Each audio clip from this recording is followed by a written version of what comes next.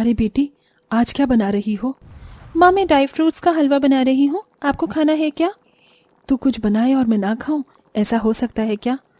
ठीक है माँ, बस थोड़ा सा इंतजार कीजिए, मैं अभी ड्राई फ्रूट्स का हलवा बनाकर लाती हूँ। ललिता रसोई से बाहर आ जाती है और खाने की टेबल पर बैठ जाती है। कुछ ही देर में शीतल ड्राई फ्रूट्स का हलवा बनाकर ले आती है। ये लो माँ, ड्राई फ्रूट्स का हलवा खाओ। ललिता जैसे ही हलवा खाती है उसे हलवा बहुत स्वादिष्ट लगता है। तभी दिव्या अपने कॉलेज से वापस आ जाती है। खुशबू किस चीज की आ रही है? बहुत अच्छी है। क्या बनाया है दीदी आज आपने? ये लो छुटकी, तुम भी ड्राई फ्रूट का हलवा टेस्ट करो।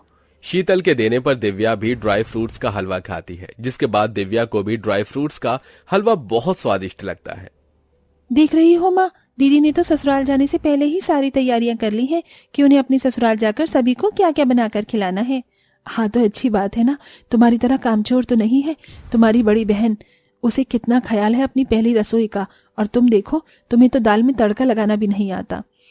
ये बात तो आपने सही कही माँ, लेकिन ये बताओ, मुझे दीदी की शादी में क्या दिलाने वाली हो?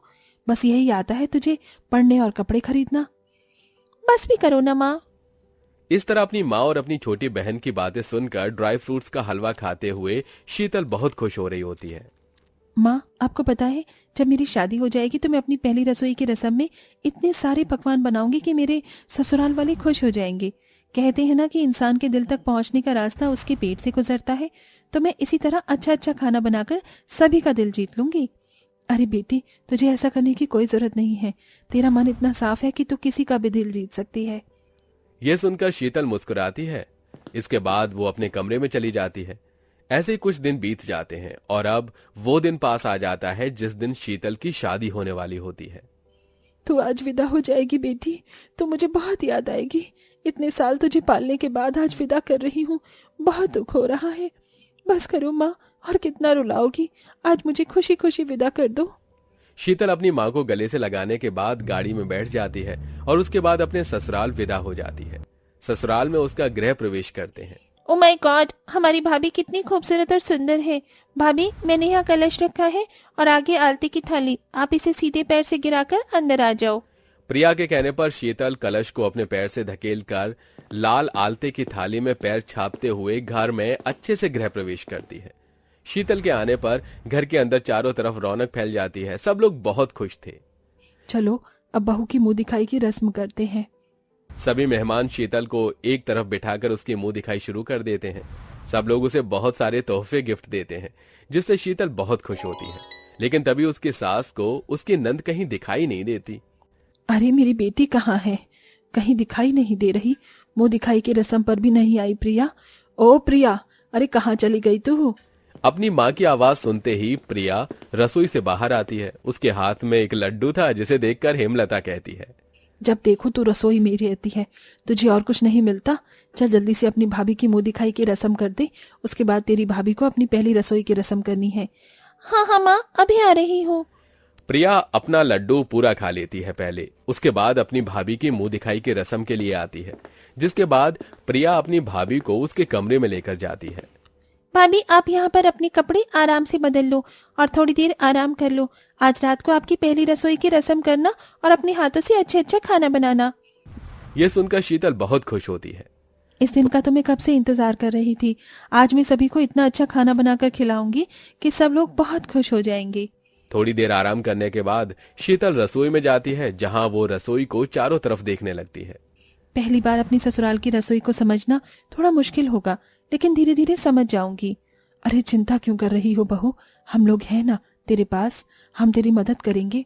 तुझे जो भी मदद चाहिए हो हमें बता दियो। अरे माँ जी, अगर मैं आपकी मदद लूंगी खाना बनाने में, तो फिर मेरी पहली रसोई की रस्म कैसे होगी? तभी वहां पर प्रिया आती है।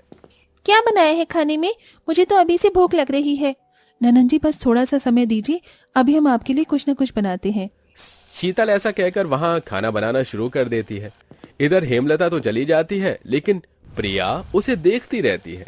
क्या हुआ ननन जी, कुछ चाहिए आपको? नहीं भाभी, चलो मैं बाहर जाती हूँ, आप आराम से बना लो। प्रिया रसोई के बाहर इर्द गिर्द ही घूमती रहती है। उसे अपनी भाभी के बने हुए खाने में से बहुत स्वादिष्ट खुशबू आ रही होती है। हे भगवान, मुझसे तो बिल्कुल भी नहीं रहा जा रहा। बहुत जोर से भूख लग रही है और ये खुशबू तो मुझे अपनी तरफ खींची जा रही है।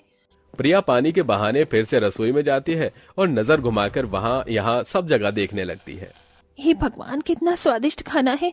गुलाब जामुन, रसमलाई, खस्ता कचौरी, पनीर की सब्जी। आए हाय, अपनी भूख को कैसे कंट्रोल करूं। प्रिया पानी लेकर वहां से चली जाती है। इधर शीतल खाना बनाते बनाते पसीने में पूरी भीग जाती है। सारी पसीने में भीग गई हूँ मैं। सारा खाना तो बन चुका है, सब कुछ तैयार है। जल्दी से शॉवर लेकर आती हूँ, उसके बाद सभी को खाना परोसूंगी। इधर शीतल शावर लेने के लिए चली जाती है तो उधर प्रिया रसोई में घुस जाती है। उसे अपने पेट की भूख जरा भी बर्दाश्त नहीं होती और वो खाना खाना शुरू कर देती है। देखते ही देखते वो रसोई में खड़ी खड़ी सारा का सारा खाना खा जाती है। सारा खाना खत्म होने के बाद उसे एक बड़ी सी टकार आती है। अब मेरे पेट की भूख शांत हुई। चलो अब यहाँ से चला जाए, सारा खाना खत्म हो गया। आज तो बवाल ही हो जाएगा। किसी को पता चल गया कि खाना मैंने खत्म किया है तो पता नहीं क्या होगा। प्रिया वहां से चली जाती है, जिसके बाद शीतल जब रसोई में आती है तो उसे रसोई के सारे बर्तन खाली नजर आते हैं। हे भगवान, ये सब क्या हो गया। मैंने इतना सारा खाना बनाया था, कहाँ चला गया सारा का सारा। तभी शीतल अपनी सास को आवाज लगाकर बुलाती है। जैसी वहां हेमलता आती है तो वो खाली बर्तन देखकर हैरान रह जाती है। ऐसा कैसे हो सकता है बहू, आज से पहले इस घर में कभी ऐसा नहीं हुआ। तुमने खाना बनाया भी था या नहीं। माँ जी, मैंने खाना बनाया था, लेकिन पता नहीं खाना कहाँ चला गया। कहीं कोई भुक्कड़ मेरा खाना तो नहीं खा गया। कहीं किसी को पता ना चल जाए कि खाना मैं खा गई। नहीं बहू, ऐसा कभी नहीं हुआ। कहीं ऐसा तो नहीं खाना बनाते बनाते तुम सारा खाना चट कर गई खुद। नहीं माँ जी, मैंने खाना नहीं खाया। मैं खुद आपके लिए बना रही थी। मैं तो बस शॉवर लेने गई थी, इतने में आई तो खाना गायब। तभी रसोई में हेमंत भी आ जाता है और विशाल भी। क्या हुआ? तुम दोनों सास बहू किस बात पर चर्चा कर रही हो? बहू ने इतना सारा खाना बनाया था और सारा खाना गायब है। पता नहीं खाना कहाँ चला गया।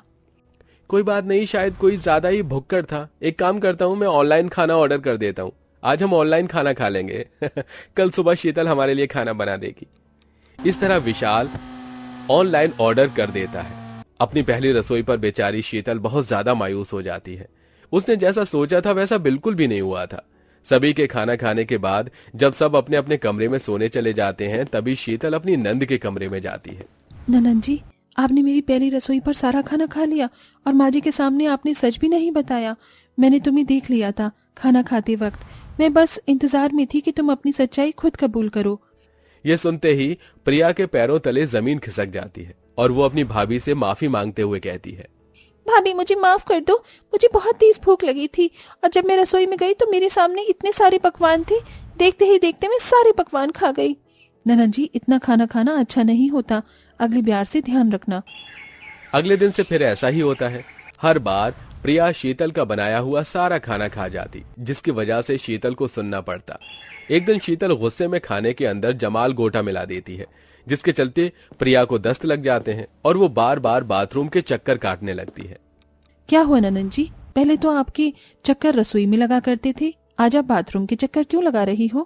भाभी, मैंने इतना सारा खाना खा लिया था, शायद उसी का नतीजा है। मैंने तो आपको समझाया था ननद जी, लेकिन आप मेरी बात नहीं मानी।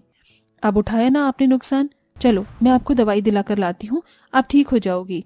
शीतल अपनी नंद को दवाई दिलाकर लाती है। दवाई खाने के बाद प्रिया ठीक हो जाती है, जिसके बाद वो अपनी भाभी के बनाए खाने को चोरी छुपे खाना बंद कर देती है।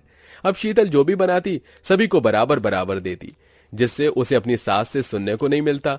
इस तरह वो अपनी नंद को सबक सिखाकर अपने ससुराल में खुशी खुशी रहने लगती है।